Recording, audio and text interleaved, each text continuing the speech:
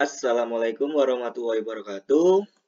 Sebelumnya, perkenalkan nama saya Novandaru Ajnivan Berarti Fortuna, NIM A710180140. Dan saya Khairunisa Despatriati, NIM A710180134. Oke, dalam video kali ini kami akan memberikan video tutorial bagaimana menyelesaikan suatu permasalahan mengenai rumus konsistensi internal dengan menggunakan rumus atau metode rulon. Kali ini saya akan sedikit menjelaskan tentang penyelesaian masalah dengan metode rulon. Kami menggunakan data sebagai berikut. Ini ada data dari 8 anak dan 10 angket. Ini adalah jumlah dari hasil-hasil angket tersebut. Nah, ini rumus yang digunakan pada metode rulon. Lalu, setelah itu kami mencari T kuadratnya. Kan T kuadratnya belum ada kan ya. Ini yang pertama, kita buat subjek dulu. Subjeknya ada A, B, C, D, E, F, G, H. Oke. Lalu ada total skornya. Total skor itu ini 8, 5, 4, 5, 6, 4, 7, 8. Oke. Ini kekecilan.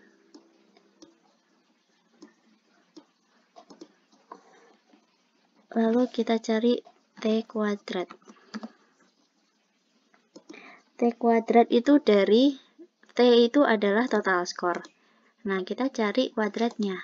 Caranya sama dengan klik objeknya, pangkat 2, enter. Lalu kita tarik sampai bawah. Sebentar, ini kita bikin tabelnya dulu.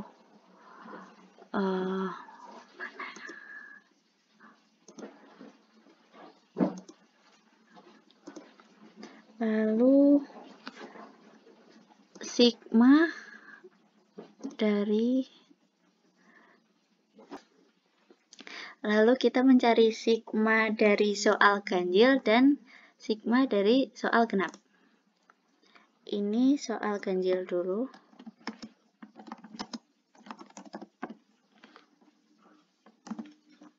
Kita mencari sigma soal ganjil dengan cara sama dengan kita klik ganjil ini plus yang ganjil juga plus semua yang ganjil udah di enter. Nah, ini nggak bisa dicoba, kita cek ya.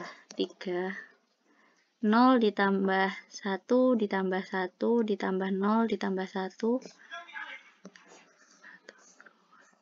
benar, berarti bisa ditarik ya. Oke, hasilnya benar. Lalu kita cari, ini kita copy saja biar gampang.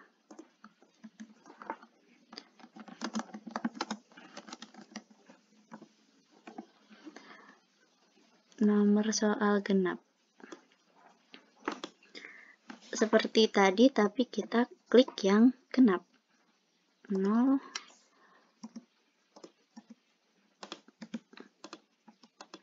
Enter. Lalu kita tarik. Oke, benar. Setelah itu kita cari D-nya. D itu hasil dari kurangan ganjil. D itu hasil dari nomor soal ganjil ini dikurangi hasil dari nomor soal genap. Berarti sama dengan 5 dikurangi 3. Jadinya 2. Lalu kita tarik saja, apakah benar? Oke, benar. Lalu kita kuadratkan. D kuadrat. dengan cara sama dengan ini dikuadratkan. Lalu kita tarik. Oke. Ini kita. Nah. Baik, selanjutnya kita akan mencari R11-nya. Nah, sebelum mencari R11, kita harus mencari row 2D-nya dulu dengan rumus yang ada di atas. Bisa dilihat ya, nanti itu rumusnya ada di layar.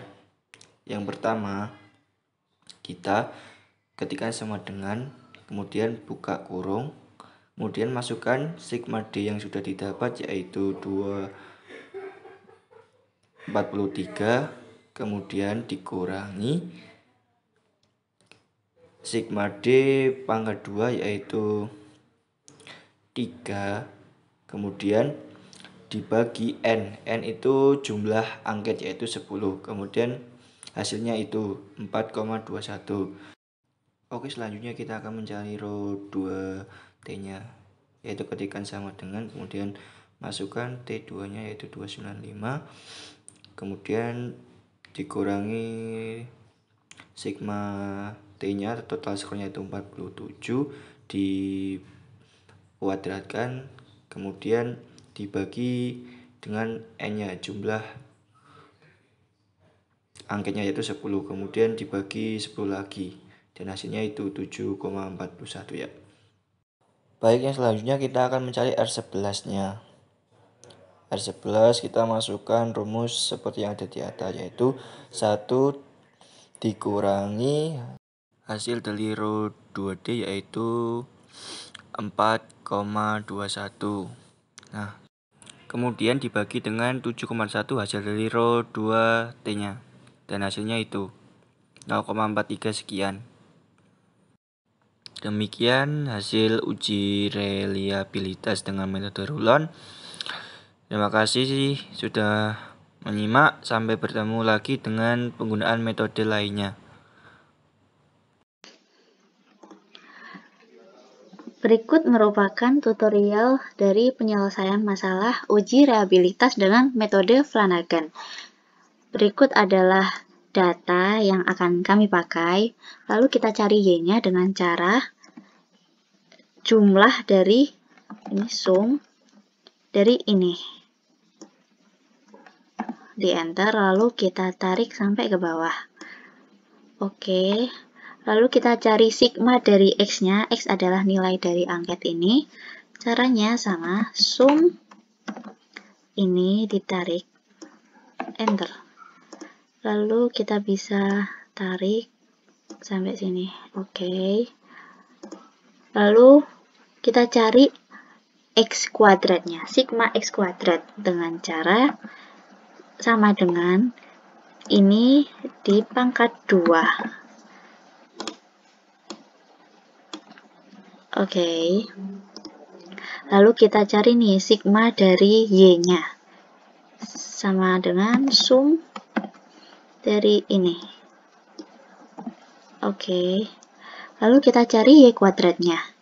Caranya sama dengan kita klik objek yang akan dikuadratkan, lalu dikuadratkan di pangkat 2, lalu kita tarik sampai bawah. Oke. Ini bukan yang kita cari, ini adalah sigma Y kuadrat, berarti sum. Ditarik, enter. Oke. Lalu kita cari nilai dari X plus Y, karena di rumus ini kita perlu X plus Y. Yang pertama, sama dengan objek 1 ditambah Y. Enter. Lalu kita akan tarik saja. Mari kita cek. 5 adalah 0 ditambah 5. Betul, berarti data yang kita miliki benar. Lalu, oke. Lalu kita ulangi. Oh, kita juga bisa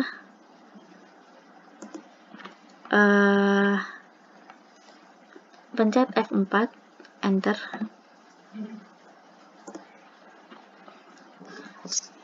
Lalu kita tarik ke samping. Hasilnya akan, coba kita cek. 9 yaitu 1 ditambah 8. Jadi 9. Mari kita cek yang 8. 0 ditambah 8 sama dengan 8. Betul. Kita harus klik yang bagian Y ya. Bagian Y ini dipencet F4, enter, lalu baru kita tarik. Kita tidak bisa langsung menarik sampai bawah karena ini belum diberi F4. Ini juga diberi F4 dulu. Ini juga.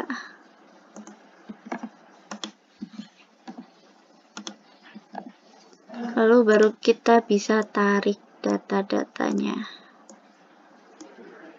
Oke. Ups.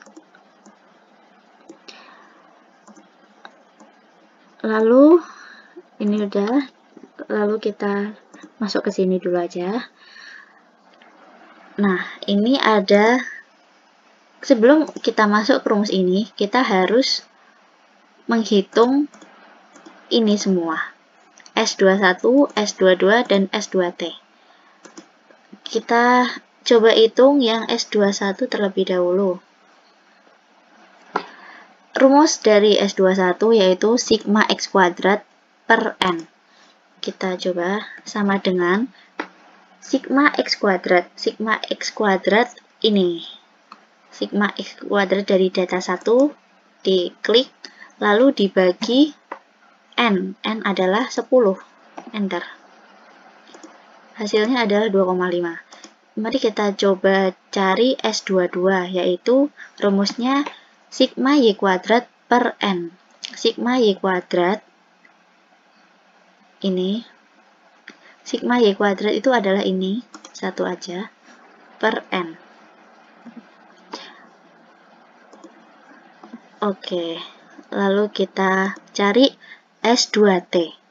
S2T rumusnya sigma X plus Y dikuadratkan per N. Mari kita coba, ini belum itu.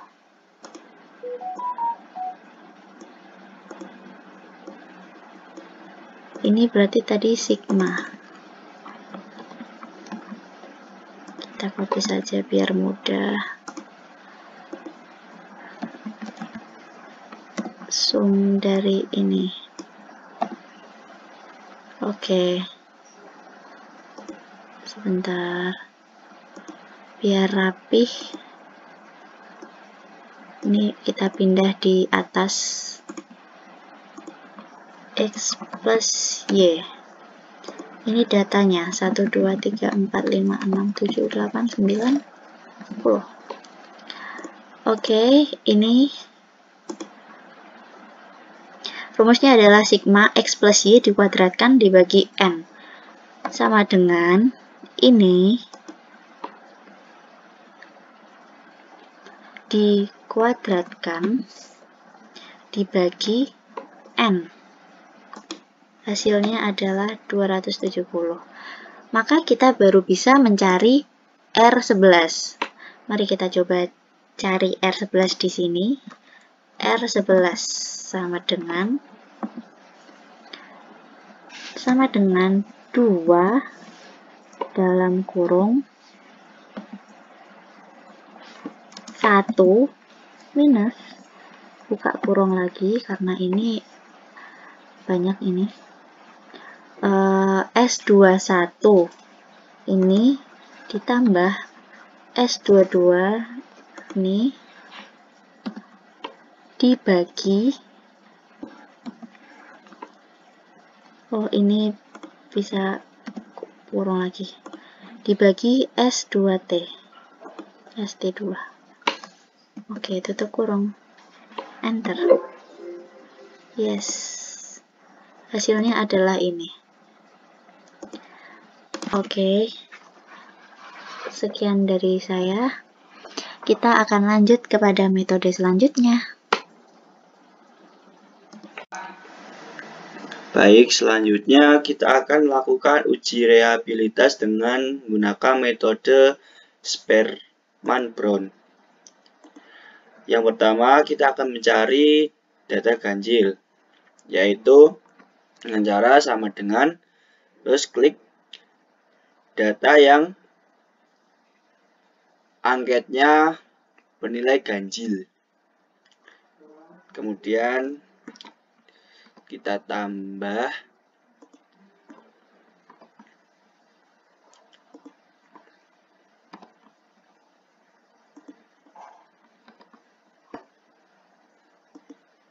lalu kita enter, kemudian kita langsung bisa menariknya ke bawah.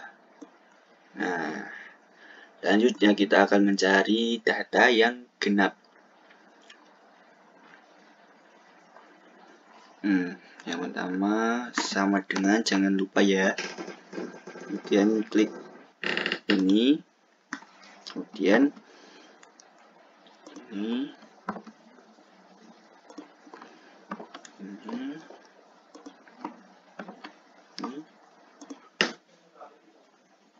lalu kita enter dan kita bisa menariknya langsung ke bawah. Nah, langkah selanjutnya kita akan mencari R hitungnya. Nah, karena di Excel ini sudah disediakan rumus cepat untuk menghitungnya, yaitu dengan menggunakan Corel. Langsung saja kita praktekkan ya, itu sama dengan Corel,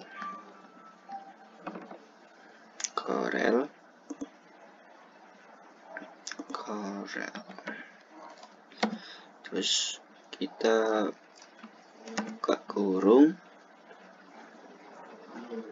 kita ambil data yang ganjil ini, kemudian jangan lupa titik 2, lalu ya titik koma maksudnya, mohon maaf.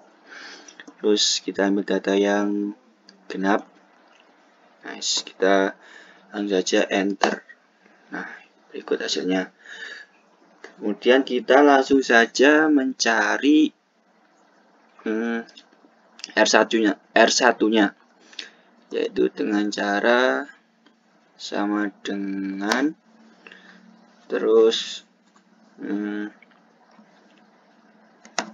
buka kurung, kemudian 2, kemudian dikali ini R hitungnya, kemudian jangan lupa ditutup ya, kemudian dibagi 1, jangan lupa buka kurung lagi, 1 plus RB atau R hitungnya. Nah, kita enter. Yes. Nah, terus kemudian kita akan mengambil kesimpulannya, yaitu tidak reliable.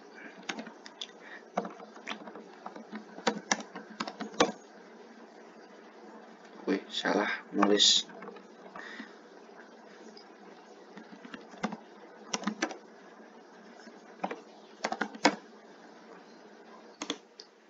Nah, kenapa ini tidak reliable? Karena hasil yang didapatkan ini tidak memenuhi syarat atau tergolong dalam kategori yang sangat rendah, karena nilainya itu kurang dari min 1,0 dan itu tidak reliable. Nah, kita juga rumuskan di sini. Tidak reliable. Nah, baik. Demikian penjelasan saya mengenai uji reliabilitas dengan menggunakan metode Spearman-Brown. Nah, kurang lebihnya saya mohon maaf. Semoga apa yang saya sampaikan ini dapat bermanfaat bagi yang ingin mengetahui uji coba dengan metode ini. Sekian. Wassalamualaikum warahmatullahi wabarakatuh.